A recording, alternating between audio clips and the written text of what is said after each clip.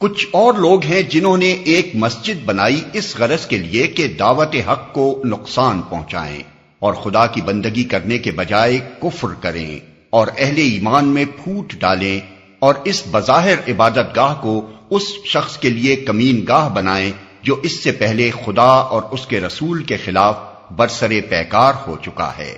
وہ ضرور قسمیں کھا کھا کر کہیں گے کہ ہمارا ارادہ تو بھلائی کے سوا کسی دوسری چیز کا نہ تھا، مگر اللہ گواہ ہے کہ وہ قطعی جھوٹے ہیں۔ تم ہرگز اس عمارت میں کھڑے نہ ہونا جو مسجد اول روز سے تقوی پر قائم کی گئی تھی، وہی اس کے لیے زیادہ موزوں ہے کہ تم اس میں عبادت کے لیے کھڑے ہو۔ اس میں ایسے لوگ ہیں جو پاک رہنا پسند کرتے ہیں اور اللہ کو پاکیزگی اختیار کرنے والے ہی پسند ہیں۔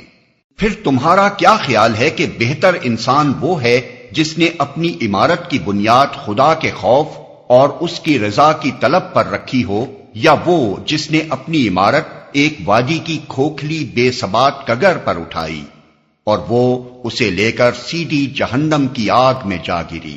ایسے ظالم لوگوں کو اللہ کبھی سیدھی راہ نہیں دکھاتا۔ یہ عمارت جو انہوں نے بنائی ہے ہمیشہ ان کے دلوں میں بے یقینی کی جڑ بنی رہے گی، جس کے نکلنے کی اب کوئی صورت نہیں بجز اس کے کہ ان کے دل ہی پارا پارا ہو جائیں۔